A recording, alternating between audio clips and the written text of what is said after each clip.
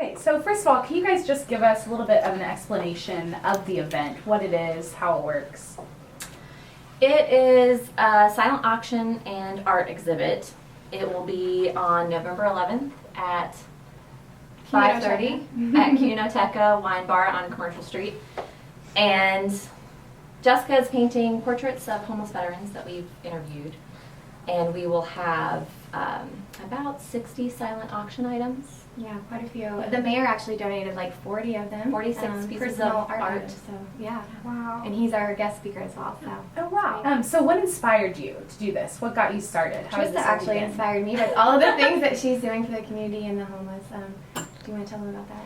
Yeah, so I started working with the kitchen at the end of last year and bringing some project ideas to them in regards to the homeless community, and the kitchen serves them in a variety of ways.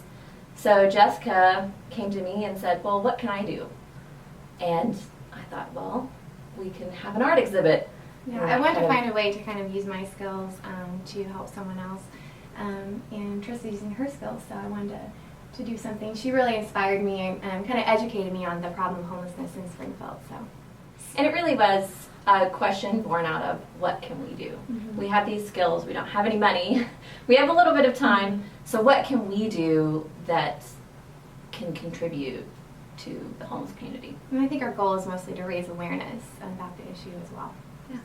Money, but also awareness. Do you see the art aspect of this event making it more emotional for the guests that are attending? I certainly do. I think it's a way to connect the general public, to connect with the veteran, to kind of learn their story. And there's also going to be poetry and song that's related as well. So that's definitely going to add a level of emotional aspect to that. And thinking of how can we tell this story that really humanizes these people and this issue, because we want people to put away the stereotype of what is homelessness, and what better way to do that than to depict it in a variety of artistic ways that can reach people on an emotional level. How do you find the veterans that you paint for? We found the veterans through the kitchen, as well as with the gathering tree. And the VA. And the VA as well has been very helpful in setting up those interviews. And really it started that we went to those organizations to ask them about homelessness and about the issues Educate ourselves. educating ourselves, so that when we went out into the world to talk about these issues, we felt like we had some real knowledge behind that. And then they started pairing us with the veterans they knew who would talk to us. So who is invited to attend this event? It's free and open to the public, so anyone. Okay, awesome. And then why do you think it's important for the community to know about the struggle of veterans? I know you kind of touched on that earlier, especially in this area, the area of Springfield. Well, what struck us, I think, was that they have so many services available to them through the government. And many of them have no idea that they have those services or even how to access them. And so it's very striking that people who have served our country, who donated their lives to our country, are spending their lives homeless or at risk of homelessness. In fact, veterans are twice as likely to become chronically homeless. So that was very concerning to us. And one of the main reasons why we honed in on that population, because they do have resources that are available to them, but they don't necessarily know how to access that resource. And places like the kitchen and their Home at Last program really help do that and help them access and give them entry points into that very complicated system. So in addition to raising funds and working with the kitchen, what are you hoping that the guests will take away from this event? Besides awareness, is there anything else? I think just breaking down those stereotypes and challenging people to think about what is homelessness and why are people homeless, because it's different for everyone. There's no one story that you could point to or one obstacle that you could point to say that's why people are homeless. Or there's this misconception that people choose homelessness, but who would choose that? And looking at the person or the people involved rather than the stereotypes we typically think of. For instance, a large problem in that community is substance abuse.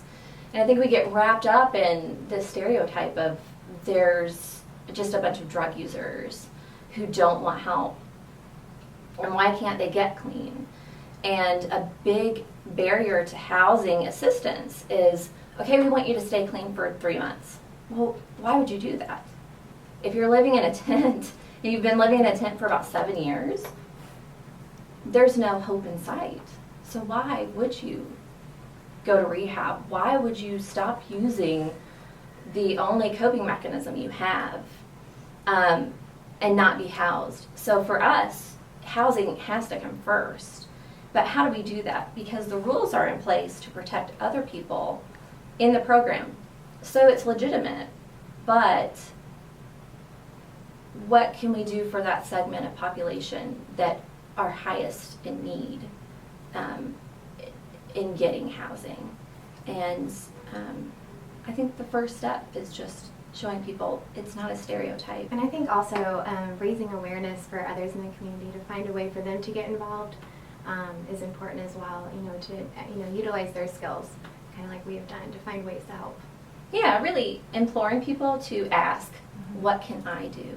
You might not have money, and you might have a little bit of money, but you may have a skill. One thing that we've done is take artists to Rare Breed, the teen shelter, and teach them art techniques.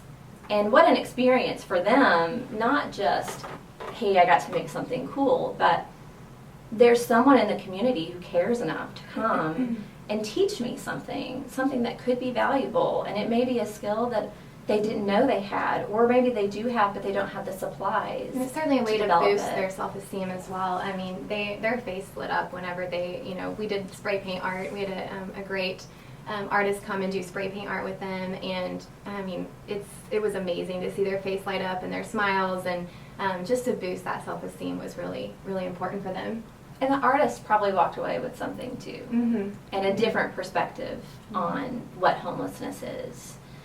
Because especially after homelessness, when someone becomes housed and they move back into the community, you probably would never know that they were homeless. They're just like you, just like me.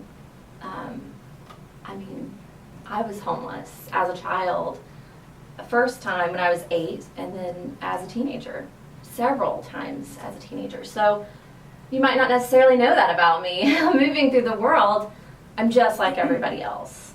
But that's kind of how we view the veterans too, and anyone else we've encountered.